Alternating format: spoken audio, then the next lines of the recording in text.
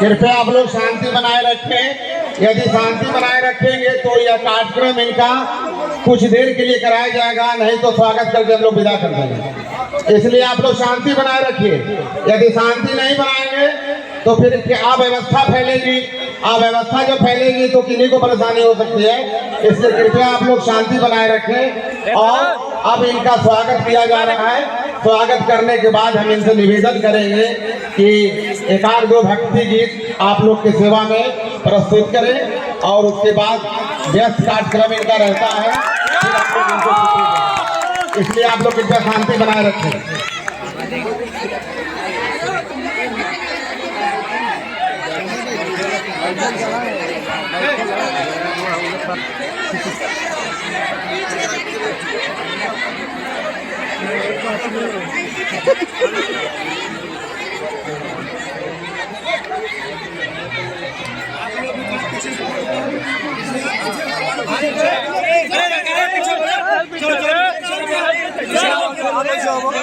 आप पीछे होइए, पीछे वाला कृपया आप लोग शांति बनाए रखें।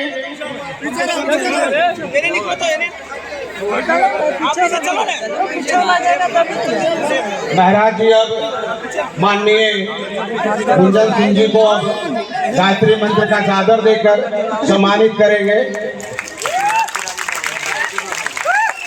और जज समिति के तरफ से एक गायत्री परिवार का जो है आध्यात्मिक पुस्तक इन्हें भेंट किया जा रहा है, युग गीता।